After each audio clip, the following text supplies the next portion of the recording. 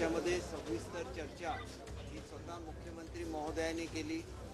स्वतः त्यांनी आपल्या वेगवेगळ्या डिपार्टमेंटना आदेश दिले आणि एकंदरच ही एवढी मोठी लढाई जी मनोजदादांनी आपल्या समाजासाठी केली त्यांना अपेक्षित अशी सर्व कागदपत्र ही सरकारने मनोजदादांना दिलेली आहेत आणि त्यांना विनंती केलेली आहे की आपण हे आता आपलं जे उपोषण आहे ते मागे घ्यावं।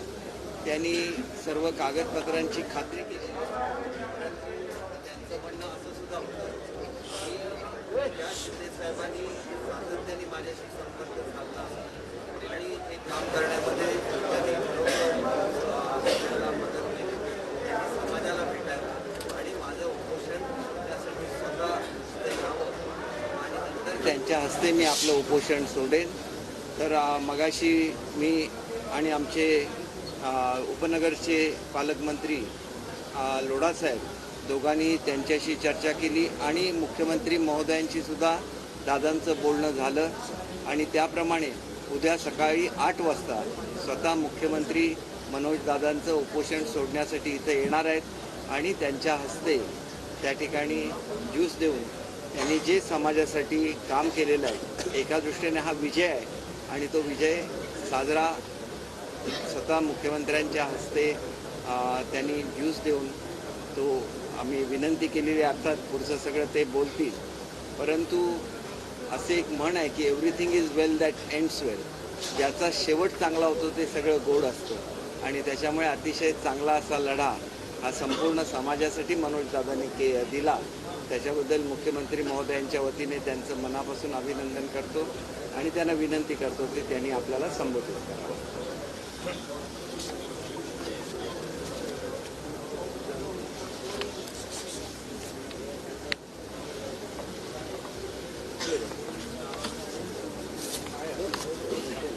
सर्व पत्रकार बांधवांना नमस्कार, जय शिवराय। आपला जो लढा होता की मराठा समाजाच्या 54 लाख नोंदी सापडल्या। या नोंदी त्याचे प्रमाणपत्र तातडीने देण्यात यावे आणि ज्या नोंदी सापडल्या त्या परिवारांना सुद्धा तातडीनं ताबडतोब प्रमाणपत्र वितरित करण्यात यावे। ती प्रक्रिया सुरू झाली। 57 लाखापैकी 37 लाख प्रमाणपत्र वाटप करण्यात आले।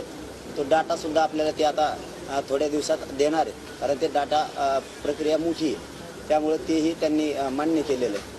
आणि आपला सगळ्यात मोठा मुद्दा होता की ज्याची नोंद सापडली त्यांच्या सगळ्या सोयऱ्यांसाठी अध्यादेश तुम्हाला पारित करावा लागत।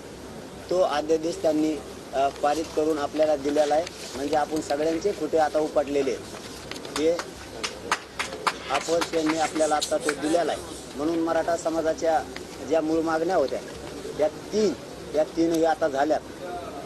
आपली सकारात्मक त्याच्यावरती चर्चा पण झाली आणि या अध्यादेशावरती जो राजपत्र त्यांनी काढले याच्यावरती 3 घंटे चर्चा आपल्या मुंबई हायकोर्टाचे सिनियर वकील सगळे जवळपास 20-22 जण यांनी शब्दाना शब्दाची खात्री केलेली आणि त्यानंतरच आपण बाहेर पडलेलो। 2 वेगळ्या बैठका होत्या, मंत्री महोदयांच्या वेगळ्या, सचिव बांधवांच्या वेगळ्या आणि वकील बांधवांच्या आमच्या वेगळ्या, असं वेगळं करून आपल्याला जो अध्यादेश पाहिजे होता, जो सोयऱ्याचा त्याच्यामध्ये घ्यायचे होते ते आपण घेतलेले।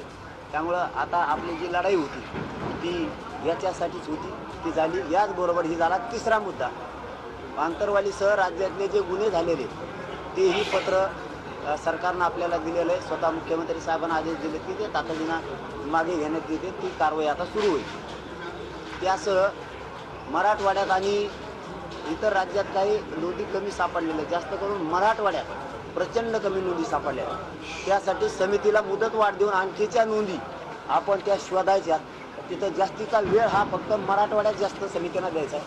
त्याच्यासाठी समितीला सुद्धा मुदतवाढ देण्याचं पत्रसुद्धा काढले। सगळे पत्र आपण घेतले, म्हणजे असं तोंडी काही नाही आहे।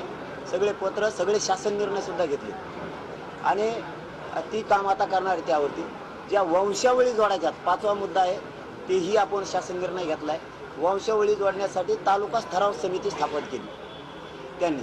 त्याचाही शासन निर्णय झाला, तो पण आपण घेतला आहे.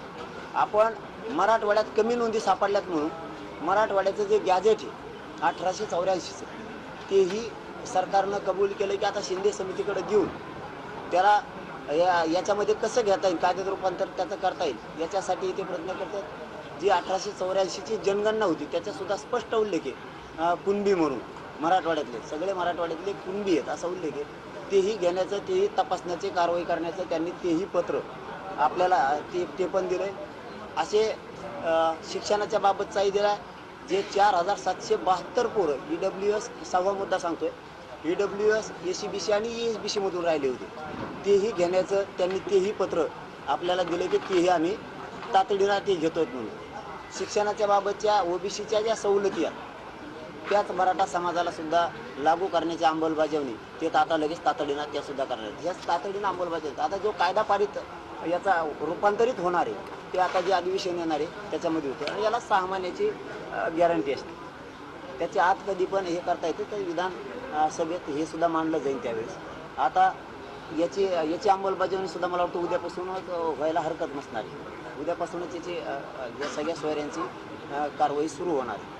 तर अशा स्वरूपाचं सगळं झालंय तर 15 दिवसाची मुदत असते. हां ठीक आहे काही हरकत नाही. हां प्रसिद्ध झालं ना, प्रसिद्ध झालं आहे. आता उपोषणाचा भाग जाऊ द्या, परंतु एक काम मोठं झालंय समाजाचं. आपण प्रत्येक वेळेस म्हणत असेल की शिंदे साहेब हे काम करू शकते, त्यांनी हे करायला पाहिजे आणि त्यांनी ते केलंय. जोपर्यंत आपण आंदोलन करत होतो तोपर्यंत आपण विरोध करत होतो, मग ते पक्ष कोणचा असो, सत्ताधारी असो किंवा विरोधक असो. आता आपला आणि त्यांचा कोणाचा असो, ते विरोधी पक्ष असो किंवा सत्ताधारी असो, आपला त्यांचा विरोध संपतो. आपण समाज म्हणून काम केलेलं आतापर्यंत आजपासून आपण ते कोणत्या पक्षाचा आडवा येऊ त्याला सोडलेलं नाही मराठा आरक्षणाच्या विरोधात.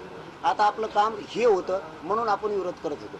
मराठा समाजाच्या पोरांचं कल्याण होतंय हे आपला लढा होता खरा, तो आपण यशस्वी केला. आजपासून आपला त्यांचा विषय विरोधाचा संपलेला आहे. समाज म्हणून तुमचं ते वैयक्तिक काय असेल ते त्याच्याशी मला देणं घेणं नाही, पण समाज म्हणून आपला विषय संपलेला. तर कुणीतरी जबाबदार असावं. मंत्री महोदय हेही उद्या येतील, यांच्या हातानंही घेऊ, आज स्वीकारलं आहे आपण. पण सकाळी 7 वाजता इथं आपल्याला छत्रपती शिवाजी महाराजांच्या चौकात सगळ्याला जमायचं आहे, आपल्या सगळ्या बांधवाला. त्यांच्या हाताने तिथं आपण पत्र घेणार आहे. तो उपोषण सोडायचं ठीक आहे, परंतु खरं हे ते पत्र हे दोघं येतं. आणखी त्यांचे काही मंत्री महोदय येणार असतील तर आपली काही हरकत नाही, पण मुख्यमंत्री साहेबांच्या हाताने हे उद्या त्याला आपल्याला सकाळी हे पत्र स्वीकारायचे. कारण जबाबदारी त्यांनी दिले, जबाबदारी त्यांची पण आहे आणि समाजालाही माहीत होणं गरजेचं आहे की आपलं काम झालं, आता आपलं क्षेत्र संपलं. मी तुमच्या जोरावरती बोलवतो आहे, कारण विरोधाचा भाग नाही. जसे मला तुम्ही शब्द देता तसा मी वागतो. तुम्हाला मायबाप मानलेले समाजाला मी मुलगा म्हणून काम करतो. मला शब्द देतात त्यावेळेस मी मंत्र्यांना बोलवत असतो. तुम्ही नाही म्हणले तर मी बोलवत नसतो. त्याच्यामुळं खालीही आता सगळ्या पोरांना जाऊन विचारले, त्यांनाही सगळं सांगितले. निर्णय हा वर सांगू का असं विचारून आले. त्यांना सगळे पत्रसुद्धा दाखवले. समाज म्हणून इथं येते सध्या समाजाची, त्यांना सगळे दाखवल्याच्या नंतर ते म्हणले हो. म्हणलं मुख्यमंत्र्यांना बोलवायचं आहे का? तुम्ही बोलवत असली तर बोलवतो, कुणाला आरडाओरडा करून चालणार नाही. कारण माझी इज्जत किंमत कमी ही करायची नाही तर बोलू नका मला, मी बोलवत नाही. सगळ्यांनी होकार दिलेला आहे. तुमचा होकार आहे का? जबाबदारी म्हणून एक राज्याचे ते प्रमुख आहेत, त्यांच्या हाताने घेऊन मग ते उपोषण सोडायचं ते भाग वेगळा आहे. परंतु आपलं जे अपेक्षित होतं ते सगळं अपेक्षित झालेलं आहे. सगळं अपेक्षित आपलं आता झालेलं आहे. त्याच्यामुळं आपण आता उद्याच्याला सकाळी ज्यांनी खोट्या मारल्या होत्या त्या खोट्या फिट्या सगळ्या उपटून टाकून उद्या त्याला गुलाल टाकून आपण आपल्या गावामध्ये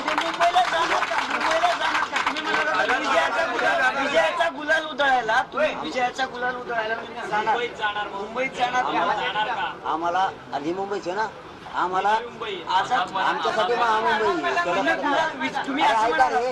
अरे म्हणलो पण ऐका ना, तुमच्याच मनाने करायचं का? आम्हाला विजय सभा प्रचंड मोठी घ्यायची, आंतरवालीपेक्षाही प्रचंड मोठी. सगळा मराठा समाज आमचा एकत्र जमणार आहे. आम्हाला तसं ठिकाण बघायचं, 2-2 जागा टाकत आम्हाला व्हायला नाही घालायचं. आम्ही उद्या सकाळी इथं घेणार त्यांच्या हातानं आणि आम्ही तारीख डिक्लेअर करणार आहे.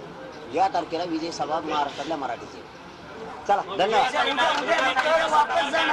अरे मग आता काम झालं ना आमचं, वापस जावं करावं लागलं. सगळे सोयऱ्यांच्या संदर्भात सरकारने अध्यादेश काढलाय पण तो कोर्टात टिकला नाही तर मग पुढे काय होणार? अरे बाबा वावर आहे, 7-12 मिळालाय आम्हाला. 7-12 मिळालाय वावराचा, नुसतं वावर नाही नागरिक आम्ही. 7-12 आहे आमच्या हातात. पुढं बघू काय असेल ते.